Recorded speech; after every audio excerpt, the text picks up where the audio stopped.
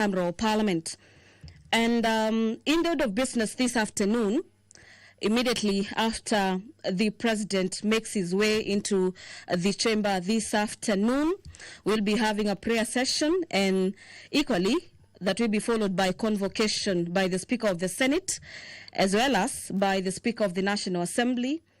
And the Speaker of the National Assembly will then invite His Excellency the President to make his speech.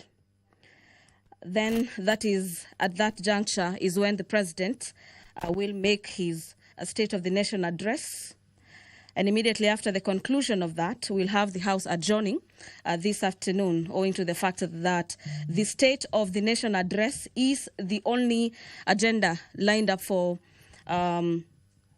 consideration by the both Houses of Parliament.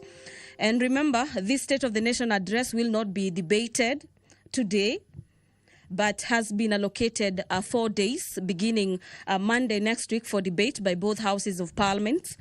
And according to the ruling by the Speaker of the National Assembly, is that the President of the Republic of Kenya will be heard in silence by the members of the National Assembly, as well as members of the Senate and the dignitaries present. Our dear viewers, we already understand that among other guests who are accompanying the President for this third State of the Nation address is the Prime Cabinet Secretary, Honorable Musalia Mudavadi, as well as the Deputy President, Professor Kithure Kindiki.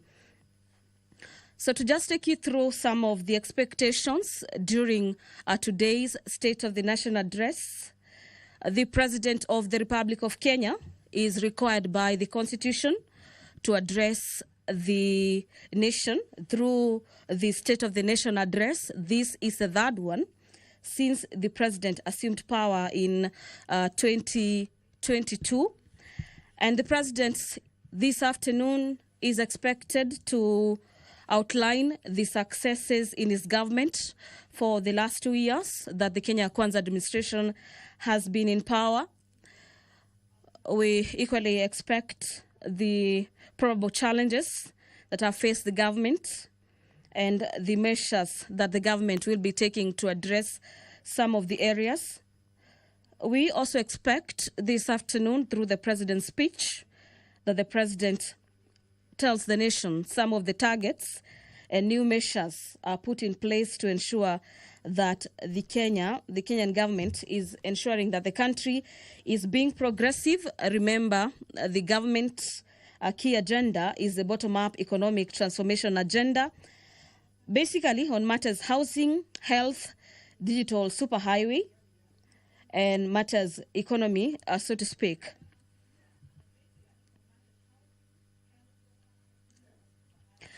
The very first State of the Nation address was done on the 1st of 29th of September, the year being 2022. The second one was on the 2nd of the 9th of November, the year being 2023. And today being the third State of the Nation address is happening on the 21st of November, 2024. This is, so to speak, say a month after the swearing in of the Deputy President, Professor Kithure Kindiki. And if you're just asking yourself, what is this State of the Nation address?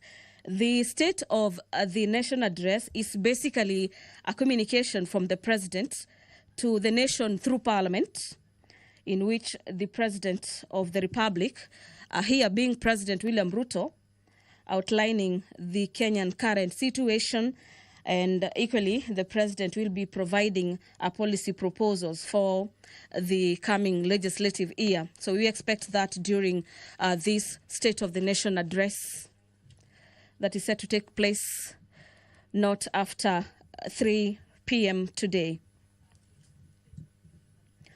Among key areas that we expect the President's speech to dwell on are health, education, security, as well as the status of the economy and matters to do with probable tax policies.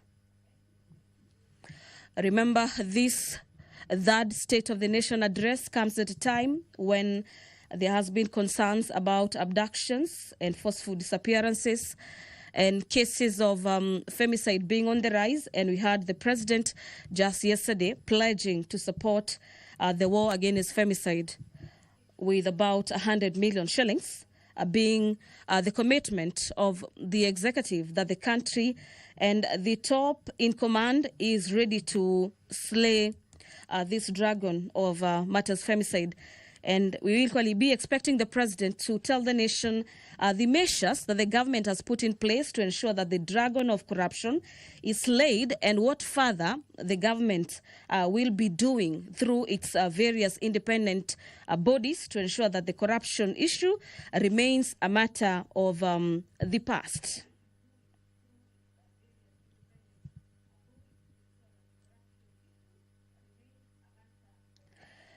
Well, during his last State of the Nation address, the president spoke on a number of issues. They included the steps that will be taken to improve as well as boost matters economy, create jobs. Remember, the country is facing the aspect of unemployment, especially among the youth, and the government having come into power with one of their key campaign agendas being addressing the area of unemployment in the country. We'll be expecting a report from the president in regards to how the country is doing on that area, as well as the steps being taken to further cushion the youth from a further unemployment crisis. We also be expecting the president to speak on matters health reforms. Remember, we are just shy away from the implementation of the SHA or SHIF, if you may like, on matters to do with the transforming the health sector, and we'll be expecting the president to address the nation in regards to how his government is looking into transforming the health sector and ensuring that every other Kenyan is accessing their health rights as enshrined in the Constitution, as well as matters agriculture in the areas of farming, as well as manufacturing. So this afternoon,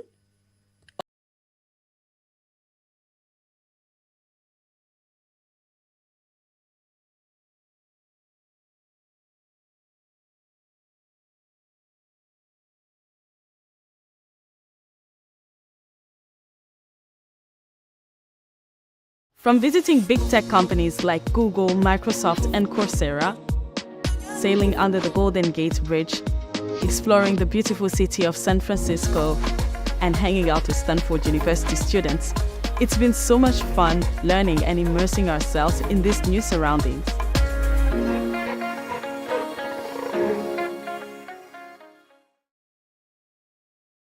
Every year, the president is expected to report in an address to the nation on the measures taken to achieve the realization of the national values of the Republic, and equally submit a report for debate to the National Assembly on the progress made in fulfilling the international obligations of the Republic. This report that will be submitted this afternoon is scheduled for debate from Monday next week. Remember, the National Assembly has already adjusted its sittings for the next 2 weeks, so to speak. And among the priority business is the consideration of the president's speech on the State of the Nation address.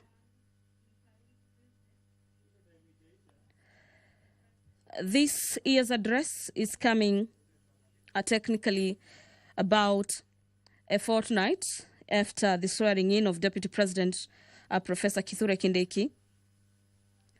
And we is the consideration of the president to address the president's speech on the measures taken to achieve of the matters of national security, national values, and also highlight the achievement of his administration, such as the rollout as well as the uptake of the new Social Health Insurance Fund, popularly known as SHIF, that replaced the National Health Insurance Fund, also known as NHIF. So the president is currently with the speakers of the National Assembly as well as the Senate, where the president is expected to brief them as well as sign the voters' book, bearing in mind that the president is a visitor today in the presence of Parliament. Thereafter, the president will be ushered into the chamber this afternoon by the both speakers of the National Assembly as well as the Senate. I'm speaking about Speaker Moses Wetangula as well as the Speaker of the Senate, Honorable Amason Jeffa Kingi. Before them will be the sergeant at arms, and here I mean the key bosses of the matters to do with the proceedings of the both houses of Parliament, technically making their way into the chamber this afternoon. And immediately after, the sergeant at arms carrying the mace make their way or do that step into the chamber this afternoon. The members of the National Assembly, as well as senators present and dignitaries present this afternoon, will be alerted that the Honorable President of the Republic of Kenya is already ready to get into the chamber this afternoon and do exactly that, which is the address of the nation that will be preceded by the announcement or probably the notification by the Speaker of the Senate as well as of the National Assembly, who are expected to do a convocation. From our indications, it appears that particular procession is about to take place. Remember, this being that all eyes are on Parliament as President William Ruto makes his much anticipated State of the Nation address.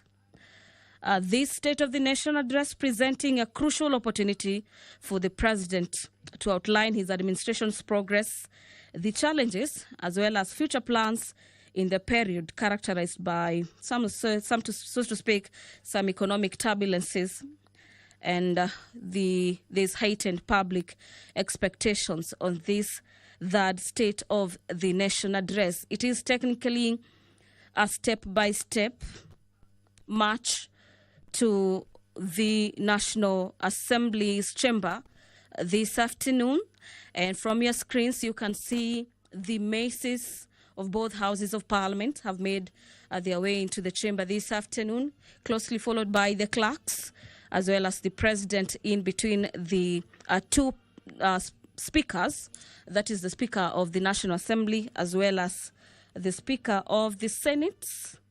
And we expect the president to equally address matters to do with the cost of living.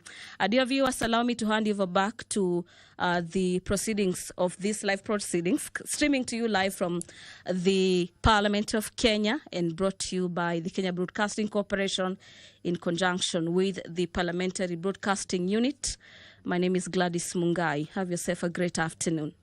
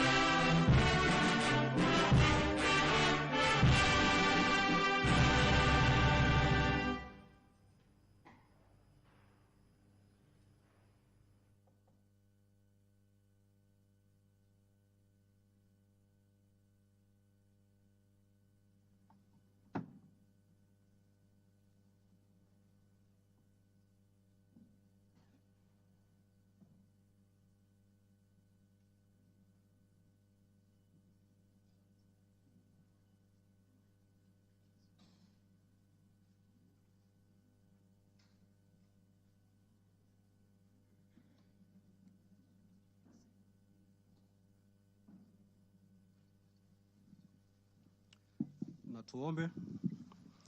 Ewe Mwenyezi Mungu, twakusihi ututazame kwa neema nyingi na baraka, sisi watumishi wako ambao umeridhika kutuita kwa nyadhifa za uongozi katika jamhuri hii yetu.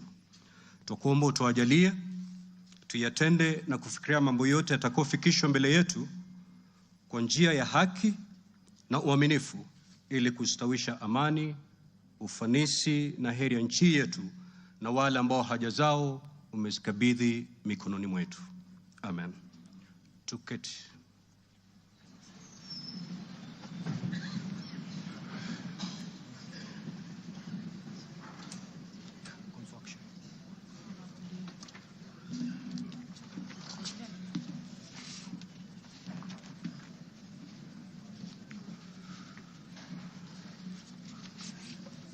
Order, honorable members.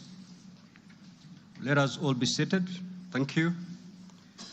Your Excellency, Honorable Dr. William Samoei Ruto, CGH, President of the Republic of Kenya and Commander-in-Chief of the Defense Forces, the Right Honorable Dr. Moses Wetangula, EGH, MP, Speaker of the National Assembly, honorable members of Parliament, distinguished guests, ladies and gentlemen. Article 132, Subarticle 1B of our Constitution provides that the President shall address a special sitting of Parliament once every year and may address Parliament at any other time. Article 132, Subarticle 1C of our Constitution further provides that the President shall, among others, once every year, report in an address to the nation all the measures taken and the progress made or achieved in the realization of the national values referred to in Article 10 of the Constitution. In addition, Article 240, Subarticle 7 of the Constitution requires the President in his capacity as the chairperson of the National Security Council to report to Parliament annually on the state of security in Kenya. In this regard, the Chief of Staff and Head of Public Service, via the letter dated reference EOP/CAB.26/4A, Volume 4, into brackets 178, and dated the 9th of September 2024, informed the Speakers of the Houses of Parliament of the intention of His Excellency, the President, to address Parliament. Consequently, and upon consultation, the address to Parliament by His Excellency the President was scheduled for today, Thursday, the 21st of November, 2024. Pursuant to Standing Order 25-2 of the Senate Standing Orders, I notified honorable senators of the place, date, and time of today's special sitting via Gazette Notice number 148/29, which was published in the Kenya Gazette on Friday, the 15th of November, 2024. Further, together with the Right Honorable Speaker of the National Assembly, I notified all members of Parliament and the general public of today's special sitting via notices placed in 3 local newspapers yesterday, Wednesday, the 20th of November, 2024.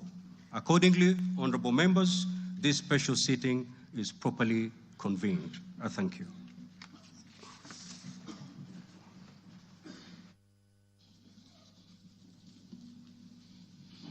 Your Excellency, Honorable Dr. William Samoei Ruto, CGH, President of the Republic of Kenya and Commander-in-Chief of the Defense Forces, the Right Honorable Amason King, EGH MP, Honorable Speaker of the Senate, Honorable Members of Parliament, members of the Diplomatic Corps, distinguished guests, ladies and gentlemen.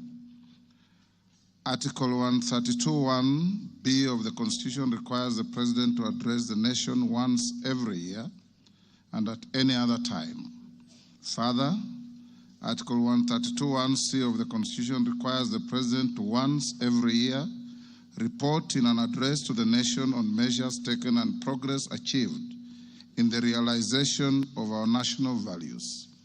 Additionally, Article 132(1)(c)(3) of the Constitution provides that the President shall submit a report for debate to the National Assembly on the progress made in fulfilling the international obligations of the Republic. In this regard, honorable members, By way of a message to the House, His Excellency the President conveyed his desire to address a joint sitting of the Houses of Parliament today, 21st November 2024. Therefore, pursuant to the provisions of Standing Order 22 of the National Assembly Standing Orders, and by Gazette Notice number 15327, which was published in the Kenya Gazette on 18th November 2024, and indeed as also notified to all members and the general public by way of newspaper notification published on 20th November 2024, I gave a notice of this special sitting of Parliament to the members of the National Assembly. Accordingly, honorable members, this special sitting is properly convened. Your Excellency, honorable members, distinguished guests, ladies and gentlemen, this year's President's address comes at a time when the country is set to host the 14th edition of the East African Community Interparliamentary Games.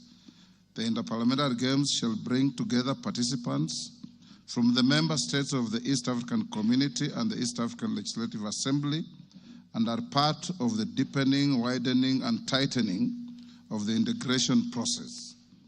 The Games are scheduled to commence next month on 7th December 2024 in Mombasa County, and all is set in readiness for these Games. Moving on, Your Excellency, it's in the custom of Parliament to recognize invited guests seated in our galleries. I therefore wish to recognize the following guests who are seated in the Speaker's row. Her Excellency Mama Rachel RUTO, First Lady of the Republic of Kenya, and other members of the First Family. His Excellency Honorable Professor Kithure Kindiki, the Deputy President of the Republic of Kenya and the spouse of the Deputy President, Her Excellency Dr. Joyce Kithure. Honorable Musalia Mudavadi EGH, the Prime Cabinet Secretary and Cabinet Secretary, Minister of Foreign Affairs and Diaspora Affairs. Your Excellency, honorable members, also present in the Speaker's row this afternoon are the Honorable Lady Justice Philomena Mbete Mwilu, MGH, Deputy Chief Justice and Vice President of the Supreme Court. She's accompanied by Honorable Justice Mohammed K. Ibrahim and Justice William Ouko, Justice William Ouko, judges of the Supreme Court of Kenya. Also accompanying the Deputy Chief Justice are Honorable Justice Oscar Angote, presiding judge of the Environment and Land Court, Honorable Justice Lady Justice Jemima Wanza Kelly, judge of the Employment and Labor Relations Court. We are also honored to have in our midst the immediate former speakers of the Houses of Parliament, the Honorable Justin Bedan Njoka Muturi, EGH, the Cabinet Secretary for Public Service and Human Capital Development, the Honorable Kenneth Marende, EGH,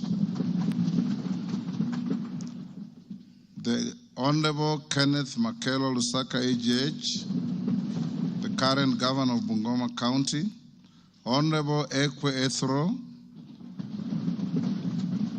and additionally, we also are pleased to be hosting a delegation visiting our Parliament from the Republic of the Gambia.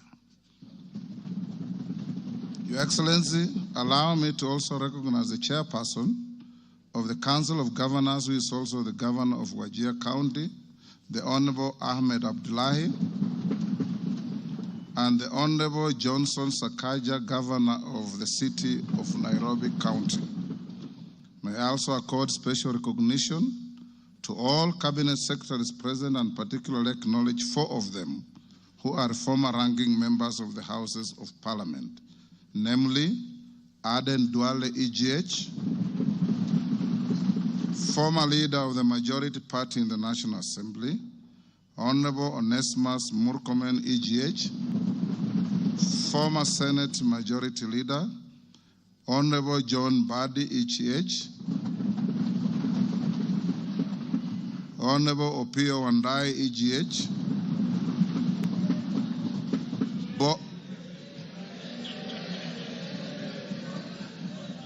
both former leaders of the minority in the National Assembly. I need not mention that His Excellency the Deputy President is a former leader of majority in the Senate. I also acknowledge the presence of Mr. Felix Kosgei, Chief of Staff and Head of the Public Service, Principal Secretaries, members of the Diplomatic Corps, and heads of constitutional commissions and independent offices and state corporations present. They are all welcome to the House of Parliament. Your Excellency, I wish to make a special welcome to Parliament and mention the Chief of the Kenya Defense Forces, General Daniel Kahariri, who is present, and the respective service commanders, the Inspector General of Police, and other leaders of our disciplined forces who are seated at the Speaker's row, service to our great nation. To all invited guests, we say, Karibuni sana kwa bunge letu. Your Excellency, honorable members, distinguished guests, ladies and gentlemen, it is now my singular honor and privilege to invite His Excellency the President of the Republic of Kenya and Commander-in-Chief of the Defense Forces to address this special sitting of Parliament. Welcome, Your Excellency.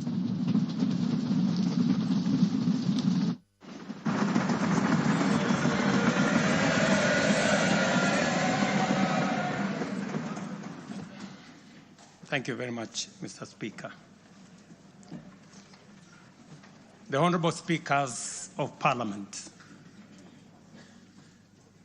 the Honorable Members, distinguished ladies and gentlemen, I'm honored to address you today in the fulfillment of the mandate vested in me under Article 1321C of the Constitution to report to you and to the people of Kenya on the measures we have taken and the progress we have made in realizing our national values and principles of governance, and to submit to you, honorable members, the progress made in fulfilling our international obligations.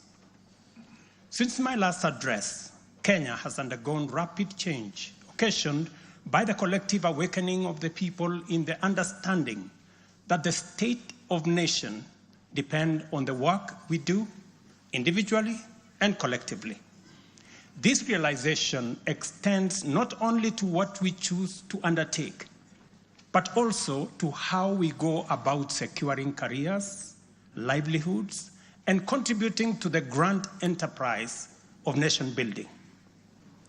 There has never been doubt, and now there is none whatsoever, that Kenya is a land of bold ambition, with our citizens always desiring and insisting on the best possible standards, not only for themselves, but also for their families and for our nation.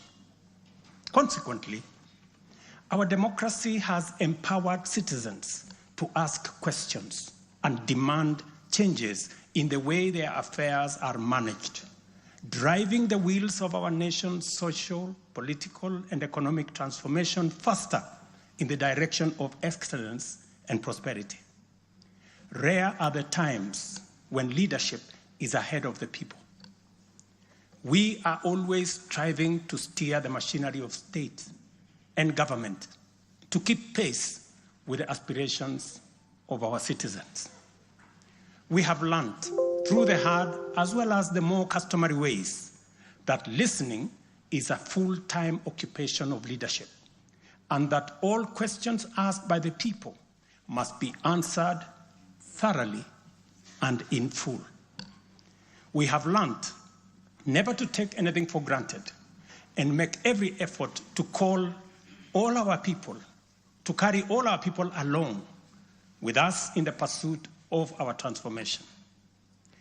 The context in which I make this national address is not only significantly different from previous occasions, but it is also a singular moment with unique historical implications for us all.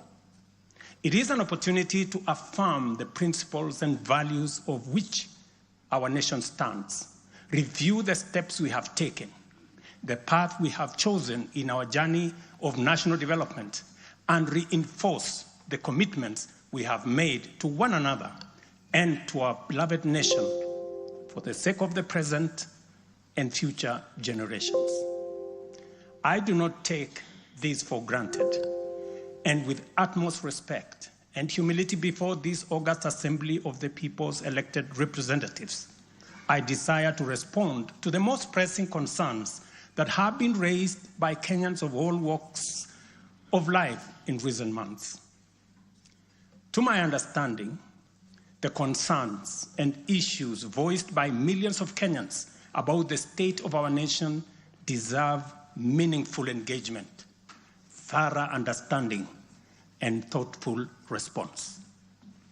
There are discussions about whether leaders understand the pain, hardship, and struggles endured by countless citizens every day as they strive to make ends meet, and whether the government is doing anything about it.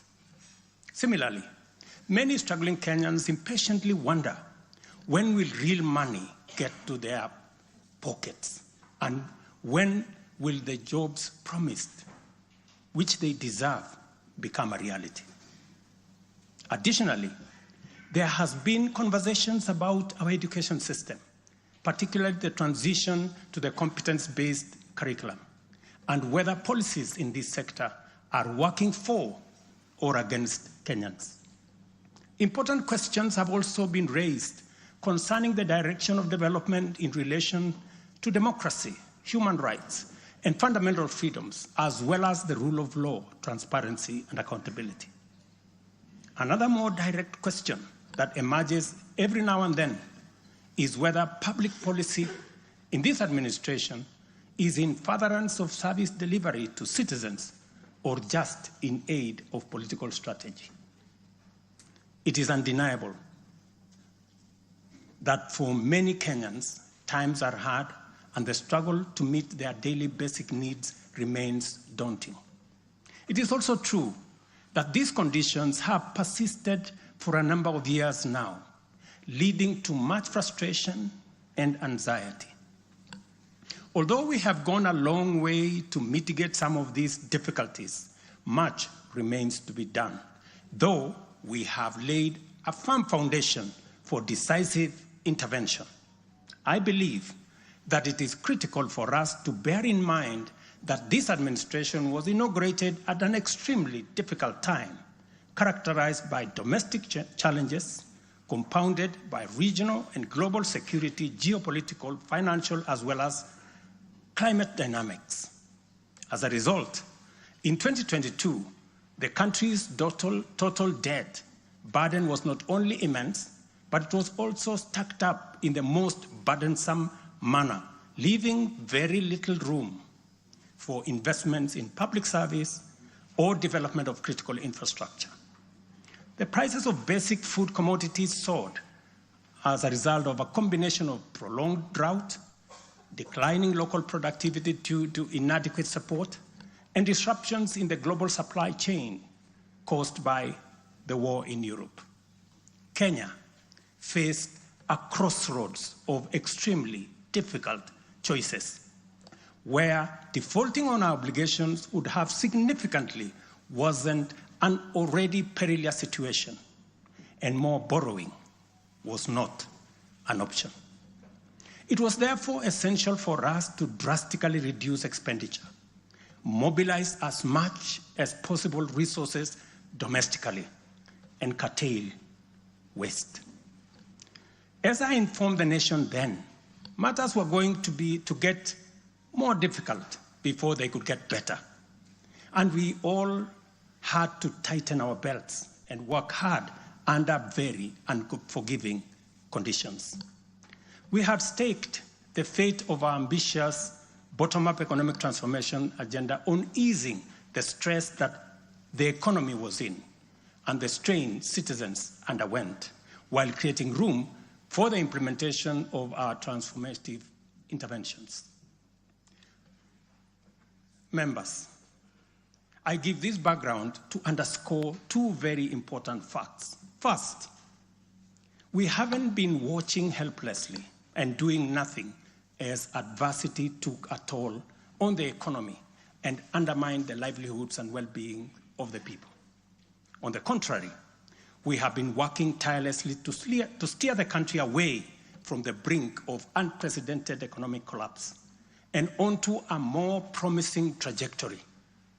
The second point is that while we may not be where we would like to be, we are certainly not where we were 2.25 years ago. At the same time, the cost of living was substantially high, with prices of basic commodities beyond the reach of many households. Today, I'm proud to report that the macroeconomic indicators point to a positive turnaround and an upward trajectory. Allow me to highlight a few milestones that underscore this progress. The shilling has stabilized significantly, appreciating from Kenya shillings 162 to the dollar in February 2024 to Kenya shillings 129 today, a remarkable gain of 20%. This recovery has restored confidence in our financial markets and significantly reduced the cost of servicing external debt, creating fiscal space for our development imperatives.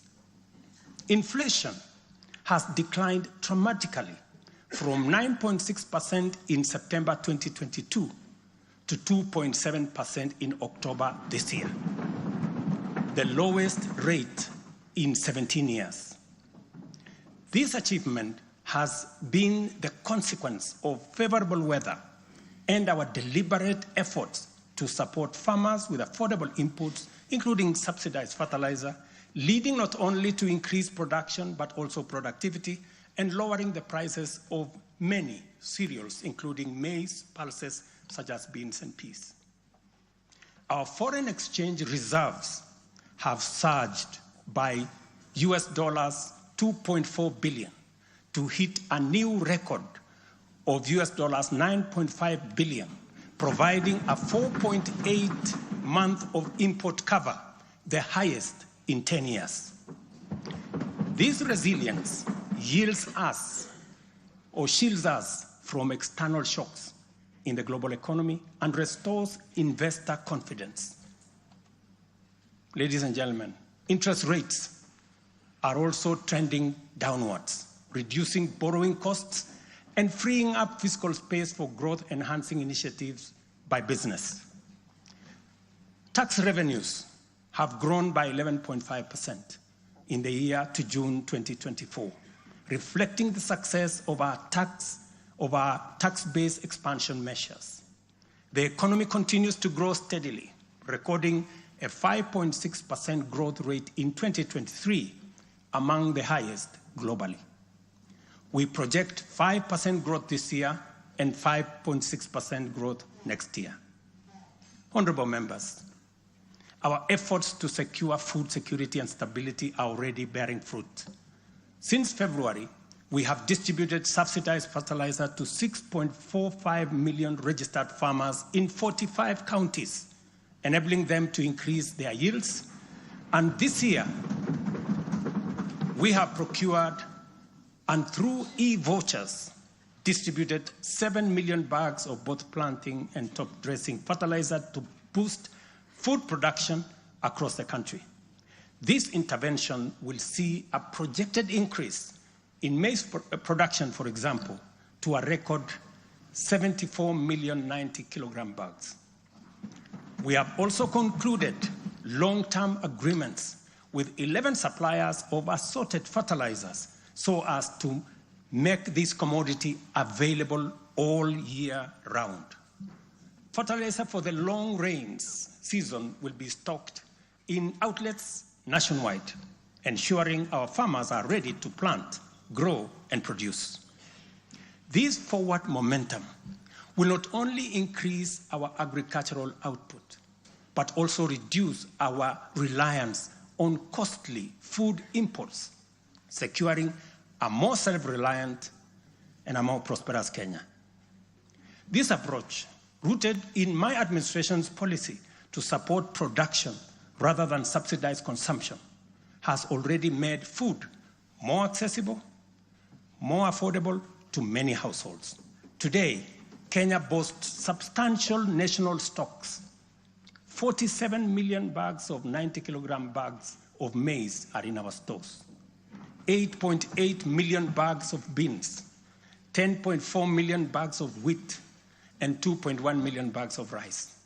Slowly but surely, we are building a food-secure Kenya, where families need not to worry or worry less about their next meal. In the sugar sector, we have achieved a historic milestone. All 17 sugar factories across Kenya are now operational, producing at impressive levels, while 4 new sugar factories are under construction.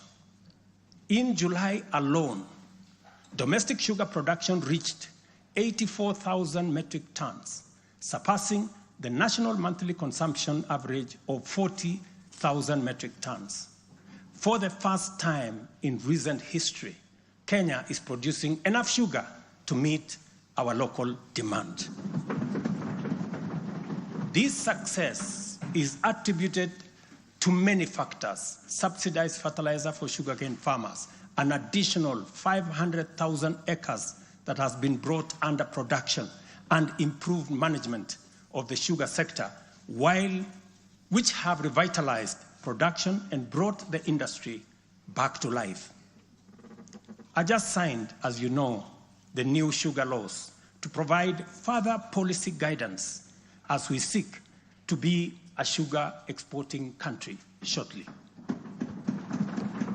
In the coffee sector, we are on track to increase exports from 51,000 metric tons this year to 150,000 metric tons by 2027. The government has also raised disbursements from the Cherry Advance Fund from 2.7 billion to 6 billion Kenya shillings, complemented by an additional disbursement of 1.5 billion by the Commodities Fund. Average prices at the Nairobi Coffee Exchange have risen by 25%.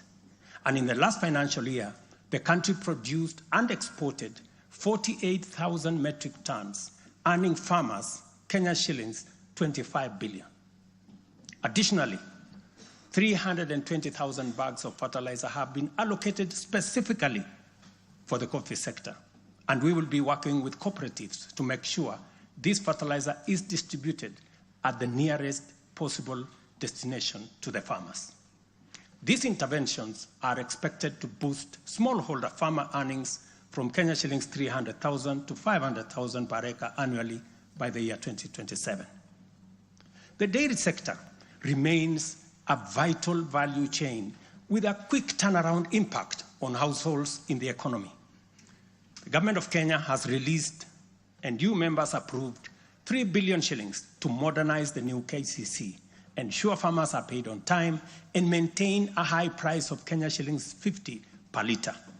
As a result, intake to KCC has increased from 100,000 litres a day to 220,000 litres a day by last month. Other strategic interventions include the extension of duty-free imports for feed manufacturing raw materials, subsidized artificial insemination services, and the reduction of sexed semen costs from 7,000 to 2,900 through the Kenya Animal Genetic Resource Center. These measures have led to a 14% increase in milk production from 4.6 billion litres in 2022 to 5.2 billion litres in 2023, with projections exceeding 6 billion litres this year. The value of exported dairy products has nearly doubled, rising from Kenya shillings 4.8 billion in 2022 to Kenya shillings 7.2 billion in 2023. These gains demonstrate how targeted policies can deliver tangible benefits to dairy farmers and drive growth in our economy. Honorable members, by 2022, the education sector was in a crisis with a lack of clarity in transition to the competence-based curriculum. a shortage of 110,000 teachers, and 23 out of 40 public universities were technically bankrupt and at risk of closure. Among those facing severe challenges were huge institutions, such as my own alma mater, University of Nairobi, Kenyatta University, Moi University, Egerton University, Maseno University, Masinde Muliro University. To address this issue in our education sector, we have already hired, as you know, members, 56,000 teachers and are in the process of recruiting another 20,000 by January next year. We have also ensured the seamless transition of learners from primary to junior secondary and domiciled grades 7, 8, and 9 in primary school, optimizing the use of existing infrastructure, ensuring the safety of young learners, and protecting parents from the high costs associated with boarding schools far away. Recognizing the financial challenges faced by our universities and TVETs, we introduced a new student-centered higher education funding model. This model gives priority to the most vulnerable students, offering them up to 95% government support, while also pulling our universities back from the brink of collapse.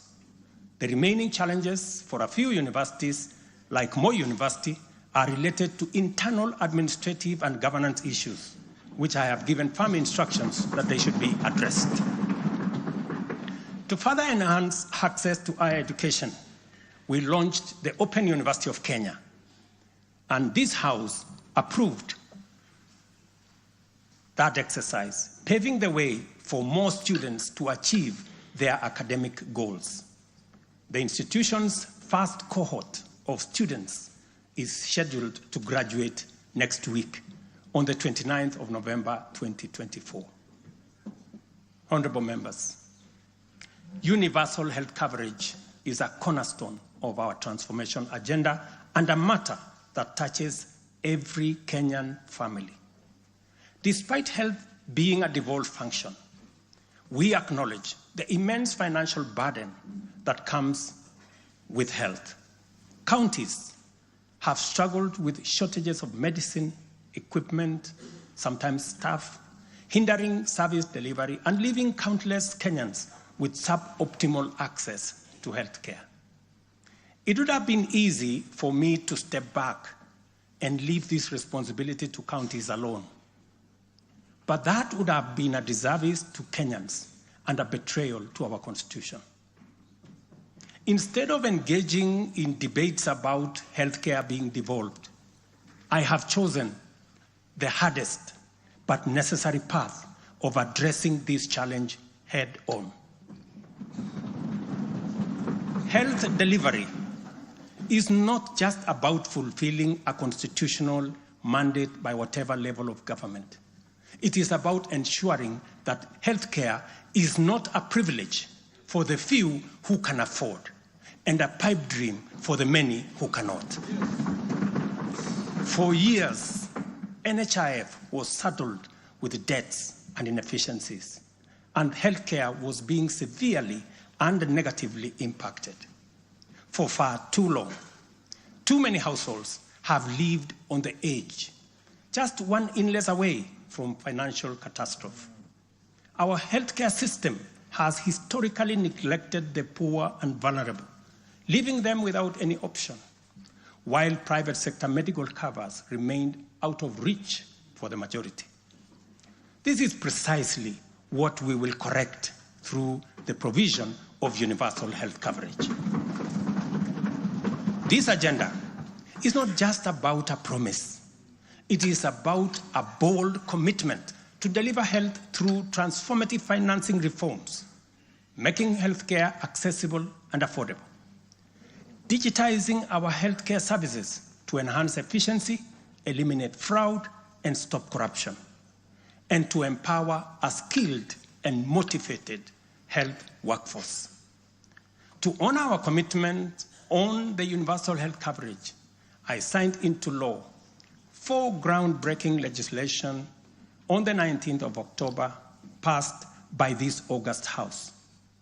The Social Health Insurance Act replaced the outdated National Hospital Insurance Fund and established the Social Health Authority, which oversees 3 essential funds. This modern framework ensures that every Kenyan, especially the most vulnerable, can access quality healthcare services when they need it most. The shift from the National Health Insurance Fund model to Taifa Care is fundamental and radical in both scale and character. NHIF, if I give you a bit of example, NHIF served a few salaried Kenyans and those who could afford to pay. But Taifa Care covers every Kenyan, regardless of employment or financial status. Secondly, despite serving a limited class of citizens, NHIF nevertheless accumulated billions of shillings of debt because of misalignment between contributions and the actual cost of health care. Taifa Care has undertaken an accurate costing of all healthcare-related goods and services in order to provide timely, effective, and efficient service to every Kenyan that is affordable. Additionally, the NHIF had a waiting period lasting between registration and eligibility for service. I think it was like about 3 months. Under Taifa Care, citizens are eligible for all services upon registration. I therefore urge every Kenyan to take the most important step in securing dependable health care for themselves and their families. Register. Register now or at the earliest possible opportunity. Honorable members, for the first time in our nation's history, free primary health care is increasingly becoming available at dispensaries, health centers, and hospitals. Ambulance and emergency services are also slowly but surely being made available at no fee.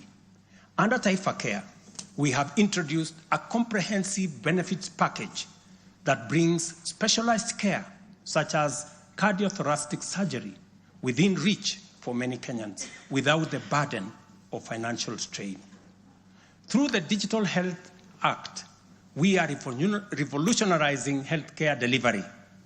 Every step of the process, from registration, eligibility checks, to claims, is now digitized. By eliminating unnecessary human interaction, we are tackling corruption, reducing inefficiencies, and ensuring that resources are used being made where they are needed most. Under Taifa Care, as a result, we have introduced a good news. SHA will pay all October claims in full by next week. And it will continue like that going into the future. To date, over 15 million Kenyans have enrolled in Taifa Care, and more than 60% of employers have successfully transitioned into its framework. The newly established Social Health Insurance Fund empowers citizens to contribute towards accessing a broad range of healthcare benefits. This represents a seismic change from the old reactive healthcare model to a forward-looking system that prioritizes prevention and preparedness. Once the transition from NHIF is complete and SHIP becomes fully operational, Kenya will have a healthcare system that guarantees dignity, peace of mind, and equitable access for every citizen for the first time in our 60 years of independence. Honorable members, we have launched an ambitious healthcare program, one that Kenya has always needed and deserved. Like any major transition, there are challenges, but I promise you, we are fully committed to making the system work. As we roll out this program, we are listening to citizen voices and collaborating with counties to deliver better healthcare services. Through the Facility Improvement Fund, which you in this House passed, we will ensure that hospitals are equipped with the tools they need, medicine, equipment, and other resources necessary to provide quality care, while involving citizens in decision-making at every facility. We are now doing the heavy lifting, clearing decade-old debts, ensuring access to medicine and equipment, and stabilizing a system that had failed too many for too long. We are building a healthcare system that serves every citizen with equity and dignity. Over the past month, we have disbursed Kenya shillings 5 billion to settle historical debts owed to the public, private, and faith-based medical facilities, some of which have been pending for over a decade. Another 3.7 billion will be disbursed tomorrow. This underscores our commitment to ensuring uninterrupted delivery of healthcare services, and we will continue to clear the remaining balances in a phased-out approach over the coming months. This sustained effort aims to restore confidence in the healthcare system and ensure seamless access of quality services. Honorable members, there is a compelling body of data projecting that not only is the future of humanity urban, but also that Africa has the fastest rate of urbanization. Kenya is no exception, and in fact, many of our counties are urbanizing rapidly. Dear Kenyans, we have a date with an urban future, and the only choice we have is what this urban future will look like.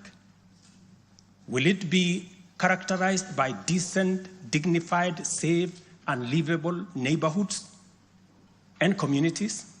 Or will it be haphazard, unsanitary, unsafe slum dwellings? This is the fundamental question that our affordable housing plan seeks to answer. Kenya has a serious housing deficit, and the cost of housing is beyond the reach of the majority. While the social and economic efforts of this shortage are far-reaching, rent as a component of the cost of living is unsustainable. People are forced to choose between enduring long, punishing commutes to faraway homes or taking up less desirable spaces within reach. Supplying the number of units required to fill the affordable housing gap requires us to undertake construction throughout the country at the rate of 200,000 new housing units every year for 10 years. Many people have asked why they should be interested in affordable housing project in rural areas.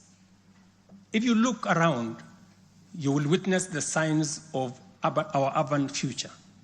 Land sizes are becoming smaller as the population grows in rural agricultural areas.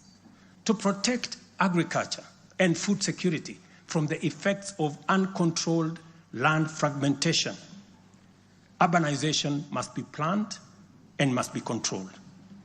And the affordable housing program is therefore a vital component of integrated land use planning and development program that we are implementing throughout the country and in every county.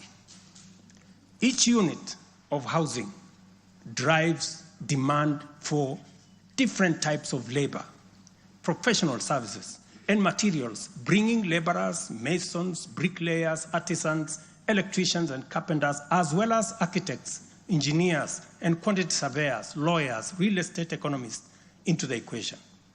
Affordable housing is also a major opportunity for manufacturers, developers, and other industries. In other words, the economic boost from housing pillar of our bottom-up economic transformation agenda is significant and undeniably much needed. As we speak, affordable housing now directly accounts for 164,000 new jobs created over the past 1 year. Honorable members, today, marks a significant milestone in our journey towards providing decent and affordable housing for all. After 2 years of hard work under the Affordable Housing Program, I am proud to announce, and you have seen it in the newspapers, the launch of the sale of the first 4,888 housing units, now in completion, across 21 social housing projects. These units, comprising studios, 1-bedroom, 2-bedroom, and 3-bedroom homes, are tailored to meet the needs of our people, offering 1,041 social housing units, 2,133 affordable housing units, and 1,714 affordable middle-class housing units in 24 counties. I invite every Kenyan above the age of 18 to join this historic journey towards home ownership. Guided by our principle of fairness, one ID, one house, every eligible Kenyan is encouraged to express interest, visit these developments, view the show houses, and engage with on-site staff who are already too willing to assist.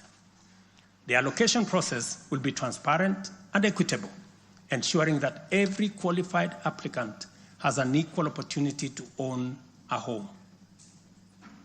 Honorable members, as part of the government's endeavor to build a nation grounded in intergenerational equity, opportunities, and empowerment for all Kenyans, we have made significant strides in implementing another key pillar of our manifesto, labor migration. This initiative seeks to harness Kenya's abundant human capital by creating meaningful job opportunities abroad, empowering our citizens, and positioning Kenyan talent on the global stage.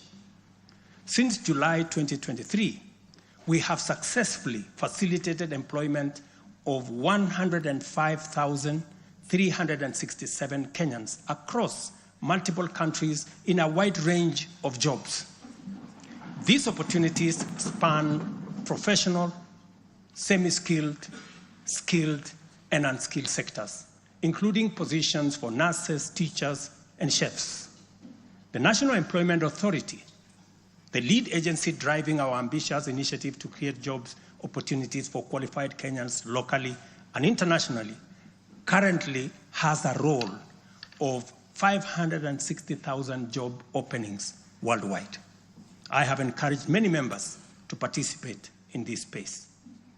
Our focus extends beyond destinations such as the United Kingdom, Canada, Australia, Bahrain, Oman, United Arab Emirates, Germany, Saudi Arabia, Kuwait, and Qatar.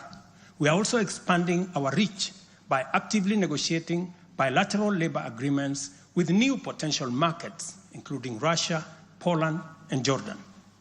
These efforts are driven by our commitment to open up new pathways for employment, ensuring that Kenyans are well represented in the global workforce.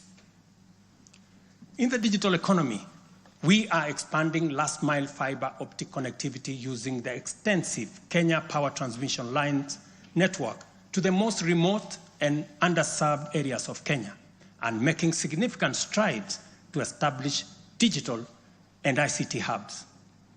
This has created a foundation for digital transformation, enabling IT economy workers, young digital creators, and entrepreneurs to access a wealth of opportunities locally and globally. By bridging the digital divide, we are empowering our youth to compete on an equal footing in the global marketplace and showcasing Kenya's ingenuity and innovation. I congratulate members of this august House for being part of this grand digital plan. Your support, encouragement, and effort is duly recognized. We have also prioritized the empowerment of individuals within the informal sector by unlocking their potential through targeted investment. This includes accessible loans, capacity building programs, and regulatory reforms designed to ease growth. A notable achievement is the partnership with the banking industry, which I participated in a month ago. This extended an additional 150 billion in loans to micro, small, and medium enterprises, complementing the government's efforts to nurture this vital sector. On financial inclusion, we have made remarkable progress through the Hustler Fund. To date, this innovative initiative has disbursed Kenya shillings 60 billion, benefiting 24.6 million Kenyans and mobilized over 3.3 billion in savings. The fund maintains a repeat customer base of 8.5 million beneficiaries with a repayment rate of 79%.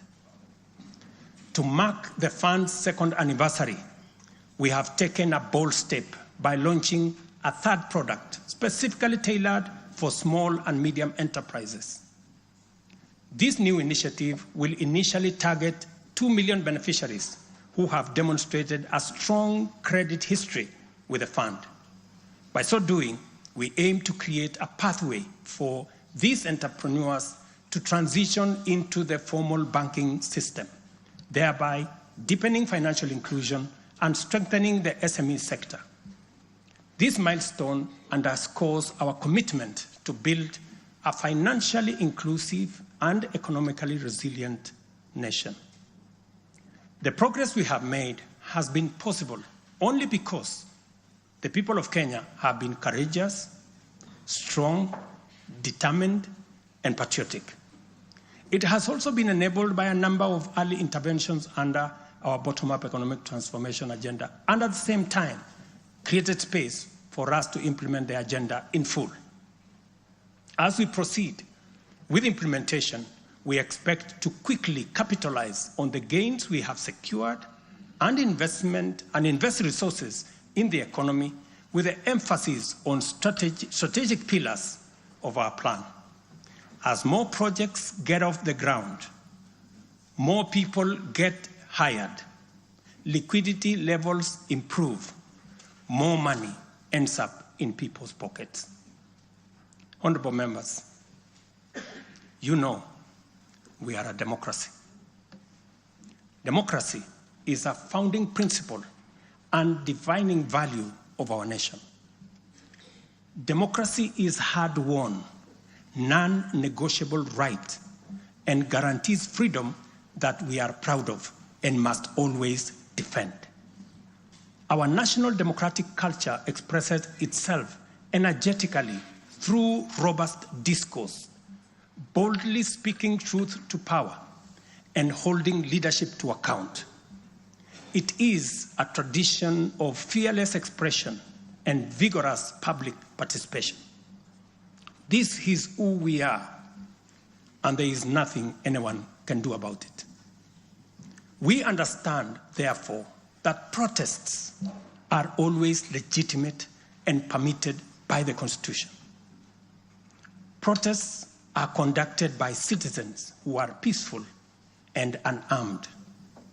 Assemblies, demonstrations, and picketing to advance constitutionalism, increase accountability, and defend the rule of law are constitutional imperatives. Conversely, mobilization in pursuit of criminal agenda, chaos and anarchy are explicitly forbidden because we all have a duty to defend our republic, our constitution, and the rights of all people. The government, in particular, must remain vigilant at all times against modern threats to the sovereignty and territorial integrity of our nation, as well as public order, peace, and security. In this digital era, characterized by transformative innovations, including artificial intelligence, it has never been easier to inform, educate, and entertain the people. At the same time, it has never been easier to misinform, mislead, disinform, incite, and alarm the public. Criminals and subversive elements who infiltrate and hijack peaceful protests are a threat both to legitimate protesters and to the public. Incidences of violent criminality in the name of protests, threaten the safety of innocent people, public assets, private property, and the social order. The tension here is stark.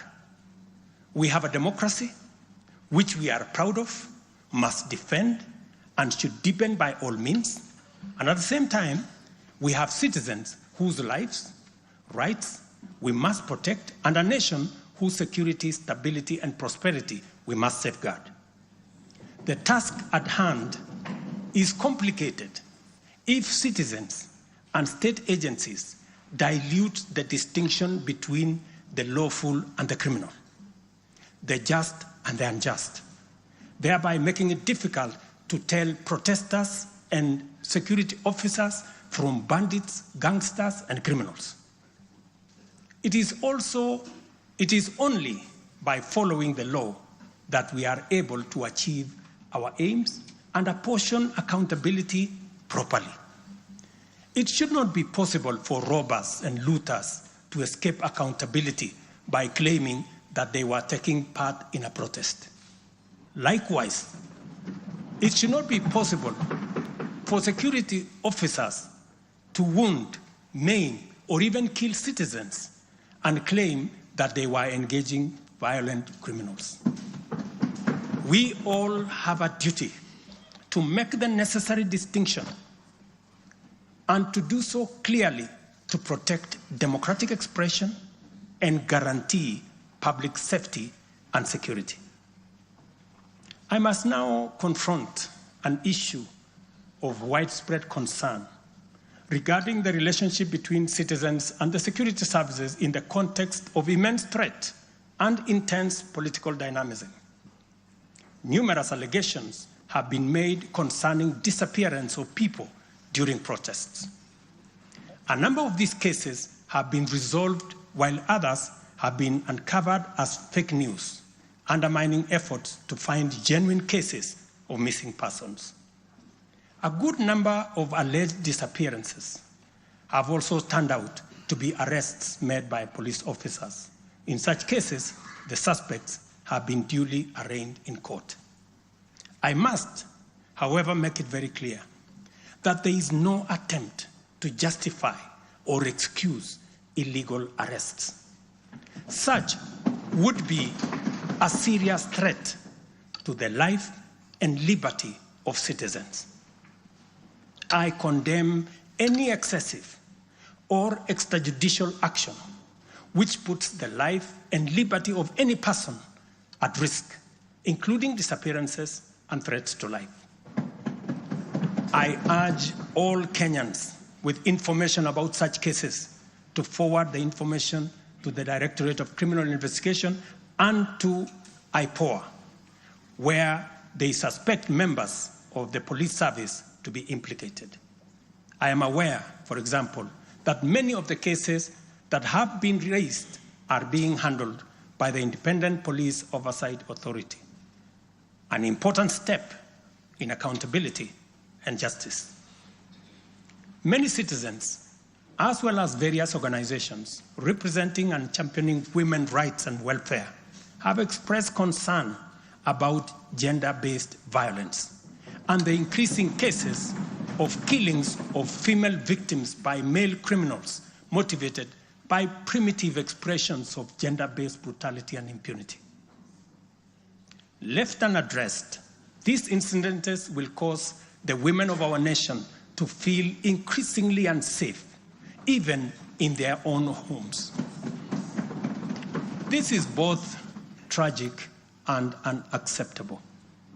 It also complicates, in disturbing ways, the struggle by Kenyan women for inclusion, for equality, for dignity, social justice, their rights, their protection, a section of our society that has been marginalized for a long time.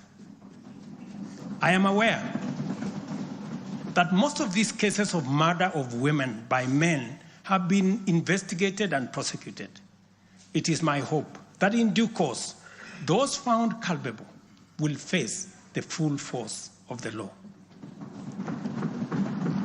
Members, it is time for each of us, political leaders, public officers, religious leaders, traditional institutions, and family members, to do our part in raising boys into morally upright men who will never need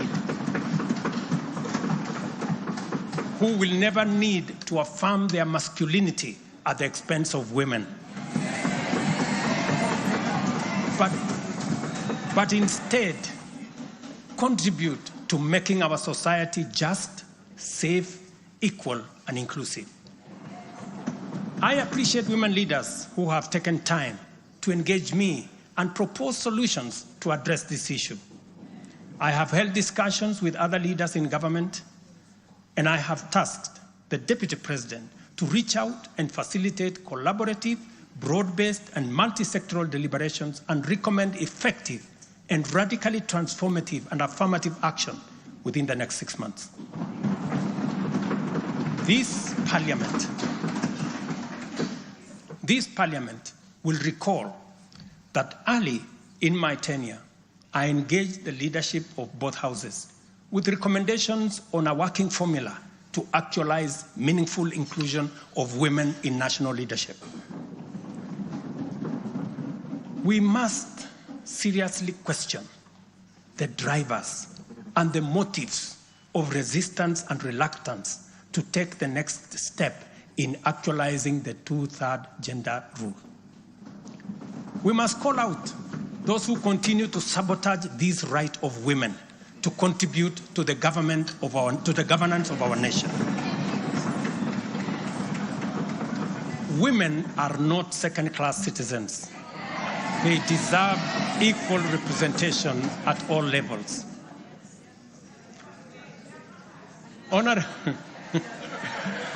Honorable members,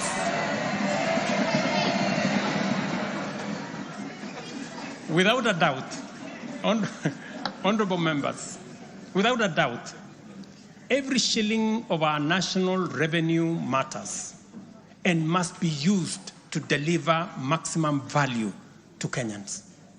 Wastage, corruption, and the abuse of office are grave risks to national transformation and a direct threat to the well-being of the people. I have given my full commitment to serve as a responsible steward of public resources. To begin with, I have championed the automation and digitization of government services and revenue collection to promote transparency, seal loopholes that lead to revenue losses, enhance accountability, and eliminate opportunities for corruption, therefore improving efficiency, transparency, and integrity. I am delighted to report to this House on the dramatic improvements we have recorded by automating and digitizing our revenue collection and service delivery through eCitizen.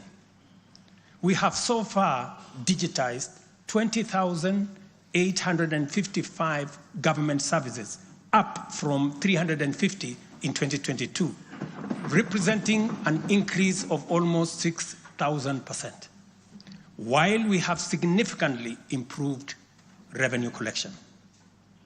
Take the case of Kenya Wildlife Service, whose total revenue for the year ending June 30th, 2023 was 5.3 billion. But after implementing a digital revenue collection system, the revenue grew to 7.6 billion in the year ending June 30th this year, representing a 43% increase. This initiative alone has firmly put KWS on the path to self-sufficiency, freeing the corporation from reliance on exchequer support.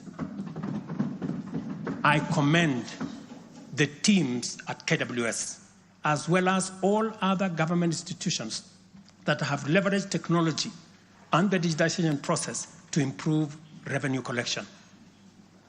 Under the Digital Health Act that you members passed in this House, we are determined to enhance efficiency and transparency provided by technology in the provision of healthcare services to eliminate fraud and fake claims. Tax revenue mobilization by the Kenya Revenue Authority, starting with its customs revenue system, is equally being worked on to ensure that revenue leaks are eliminated.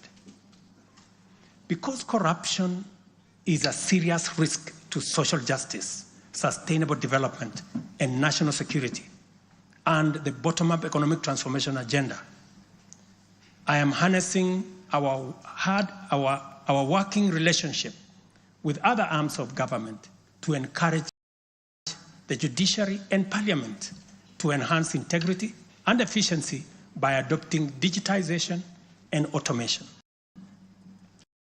As I do so, I must caution that all these measures will only achieve intended results if, and only if, the institutions charged with combating corruption and promoting efficiency and integrity stop hiding behind the transparent screen of independence and rise up to meet the people's expectation on matters integrity.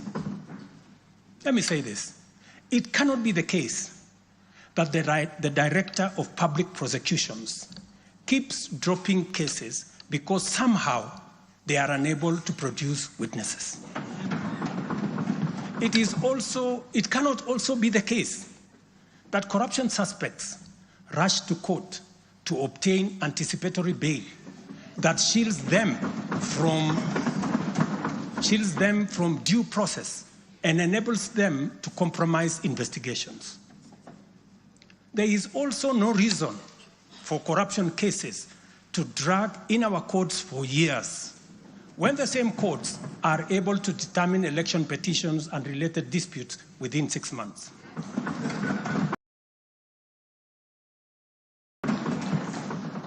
Members, it is also unacceptable for the Houses of Parliament to deny the nation a much-needed instrument in the war against corruption by continuing to sabotage the passage of the Conflict of Interest Bill.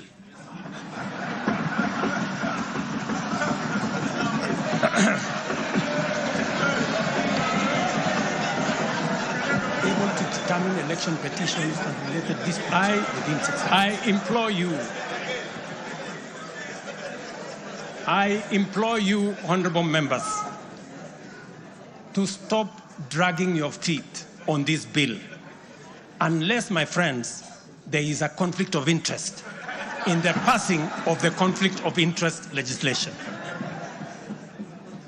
Similarly, the National Treasury has been dragging its feet in the implementation of an e-procurement system for the last 10 years. Today, I have directed the National Treasury to roll out the e-procurement system by the end of the first quarter of 2025 and ensure that going forward, only procurement undertaken through this system is sanctioned and paid for. Of the many difficult assignments I have undertaken, this fight against corruption is one I now take on with resolve going forward. Let this serve as notice to all. Independent institutions charged with this responsibility must up their game, pull up their socks, and match up to the expectations of the people of Kenya. Honorable members, I have stated in the past and now reiterate today that in the face of undisputed evidence or credible information on corruption, I will not hesitate to take decisive action. Accordingly, I now direct, in furtherance of the principles enshrined in Article 10 of the Constitution on transparency and accountability, and based on new information provided by investigative agencies and partner nations, that the procuring agencies within the Ministry of Transport and the Ministry of Energy and Petroleum immediately cancel the ongoing procurement process for the JKIA expansion public-private partnership transaction, as well as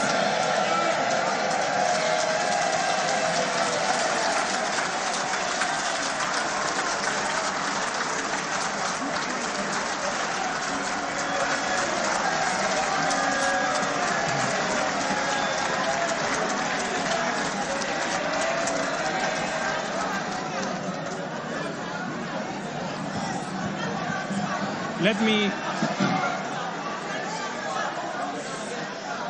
me repeat this for clarity. I have said that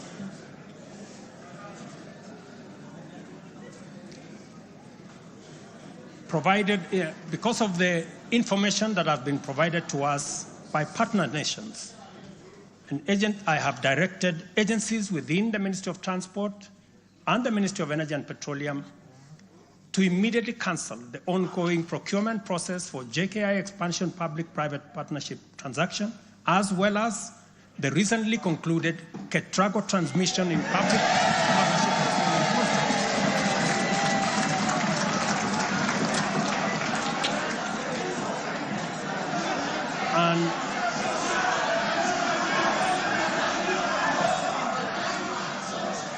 And immediately commence the process of onboarding alternative partners, because these are important projects. Honorable members, the work of taking our nation forward is our collective responsibility as citizens. For this reason, we value the contribution of all, whether they come in the form of support or encouragement, suggestion or proposal, criticism or protest. I believe that the most powerful component of leadership is listening and learning. Therefore, I engage with you and listen to all citizens, their elected leaders, public officers, administrators, teachers, and other professionals, learners and the youth, farmers, fisherfolk, pastoralists, traders, craftsmen, artisans, nurses, doctors, community health promoters, and workers across all types of sectors in every sector. I listen too to religious leaders, the civil society, industrialists, entrepreneurs, and professionals. Their contributions and everyone else's have my full attention and commitment to respond through positive, affirmative action that takes the national transformation endeavor forward.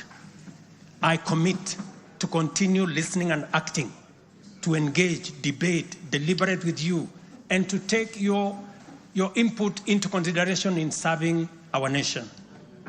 By design, the bottom-up economic transformation agenda is defined by its capacity to elicit feedback in the course of implementation and incorporate the same in making improvements and further progress.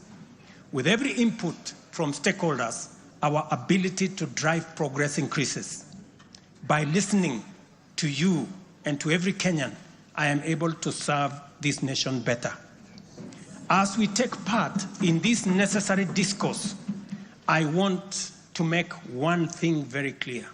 I am fully invested in the success of the strategies, policies, programs, and projects under our plan. For this reason, I am committed to do all it takes and work with every willing Kenyan until we succeed, because failure is not an option. Given the challenges our nation has faced, it has become clear, honorable members, that overcoming these obstacles requires the collective energy, the collective wisdom, ideas, and goodwill of Kenyans of all political, cultural persuasions, religious beliefs, and walks of life. The wisdom of entrenching national unity and inclusivity as a national value in our Constitution is clearly evident. Our diversity is our source of power. And this moment in the history of our nation calls for radical collaboration to transcend our challenges.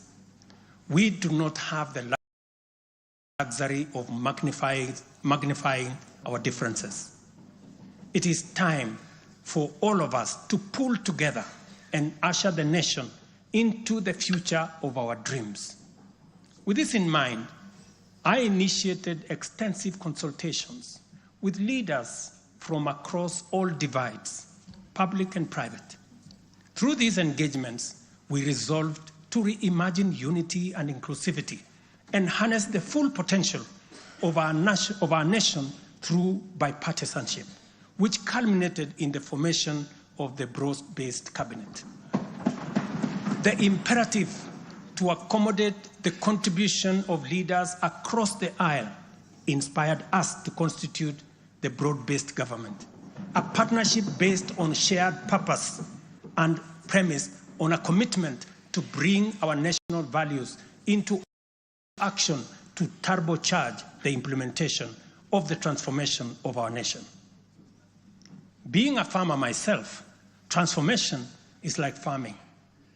A lot of resources are invested in plowing the land and planting the seeds, after which there is nothing to see for all the work except stretches of bare earth. Impatience might lead to anxiety and lamentation of the waste of effort in seed buried in the earth. However, after a brief wait, seedlings sprout, requiring close attention, weeding, and patient tending into the crop that will be ready for harvest. So is economic transformation. It requires hard work, investment of resources, patience, and faith. We have planted the seed, and all over the field, it is beginning to sprout. While admittedly, there remains much to fulfill, our collective hope to deliver the national economic transformation that this nation so dearly deserves is on course. I am proud to declare that we have also made undeniable progress in building on the strong foundation laid in previous years and getting the National Development Project off the ground. Honorable members, from the reports that I have the honor to table for your consideration and debate, there is reason to be optimistic that our forward march is unstoppable and that our capacity and commitment to live and work by our national values and principles of governance are stronger than ever before. Our nation is a proud member of the international community, making our contributions to the global progress boldly and with great determination. We stand collectively facing the dawn with confidence that our expectations of a bright daylight is not in vain. In summary, honorable members, and all fellow citizens, the state of our nation is resilient. And now, honorable speakers, it is my pleasure to submit to Parliament the following 3 reports as required by the Constitution. Number 1 is the report on all measures taken and progress achieved in the realization of national values. The second, report on progress made in fulfilling the international obligations of the Republic of Kenya. And the third, report on the state of our security. Now, therefore, I hand over the reports to the Speaker of the Senate and to the Speaker of the National Assembly. Thank you all. God bless you, and God bless Kenya.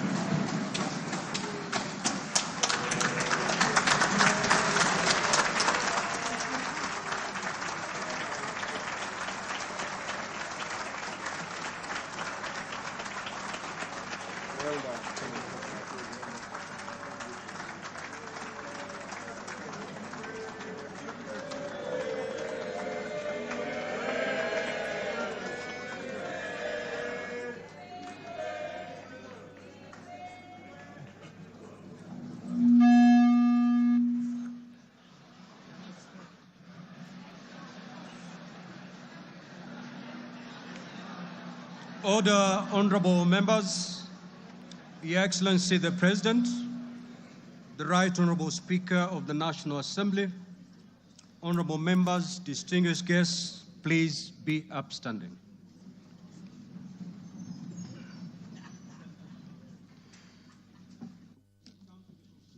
Business of the day, and it is now time to adjourn. The Senate stands adjourned until Tuesday, the 26th of November, 2024, at 2:30 p.m. in the Senate chamber. Honorable members of the National Assembly, the National Assembly now stands adjourned until Monday, 25th November 2024 at 2:30 p.m. May I also take this opportunity on Monday. I repeat, the National Assembly stands adjourned until Monday, 25th November 2024 at 2:30 p.m. May I take this opportunity to invite all honorable members and our guests to a reception at the Parliament courtyard. May I also request all of you honorable members and our guests to remain standing in your places until the procession of His Excellency the President and the speakers of the two houses leave the chamber.